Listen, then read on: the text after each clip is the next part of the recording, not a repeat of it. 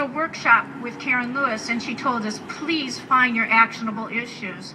I hope you're sitting there right now thinking to yourself in your setting, even if it's not inside a union, what are our actionable issues that unite us? And as we gathered as a faculty at our union meeting, we said our actionable issue was the parents and community members did not understand the nature of our work and did not understand how hard we work and the hours we put in. So this is what we did. We decided that every day we would bring in canned goods for the food shelter just down our street that represented every hour outside of school hours we worked for children in school. So did it unite us? Absolutely. Did it give us strength? It was powerful.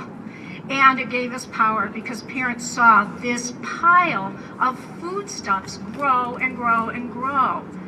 And it was a level 4 action. Who's against teachers working longer hours? Are any of you against that? What parent is going to come to me and say, Mrs. Gunderson, I am so against what you're doing, these teachers working those longer hours? And no, who's against giving food to a food pantry? Are you against that? Nobody. So what we found was an action that made sense for our people, that made them feel good and that gave them power. So the next month, our next action was we had a grade-in, and I don't know if you've ever heard of these. It's not our idea.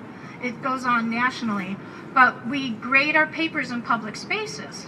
And we put up signs telling people, we're teachers, it's the weekend, we're grading in public spaces, we're union members, please come talk to us. We picked the badass place to do this, everybody.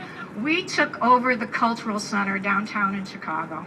And in the Cultural Center, there's a coffee house with these big tables. There were 20 of us.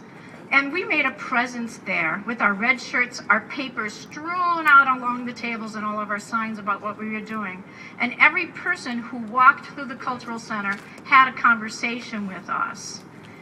This is something that for the younger teachers who were joining this movement got to use their voice, got to tell people what they love about teaching, how much it matters to them that they spend their Saturday afternoons lovingly giving their students the feedback they deserve to grow. I love that action, and I hope it's one that you will take on yourself. Well, it's time to rev it up, isn't it? We've done 2 peaceful things. It's time for Karen Lewis to come visit Nettlemore School. Oh my goodness, she was a splash. And I'll tell you, she just caused a lot of ruckus, as Karen will, and she spoke truth to power that entire night. We had a parent community information meeting with Karen Lewis.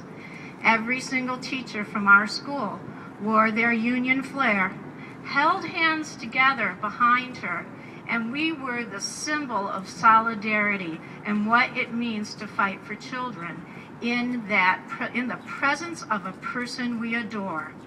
And we told the parents, you better get ready, we're walking. It shocked them. This was in February, before the strike. But they needed to know, we meant business. And you know, we also know the mayor's your personal friend. He needs to know. This affects us, and we are a threat. The negotiations need to start getting serious now.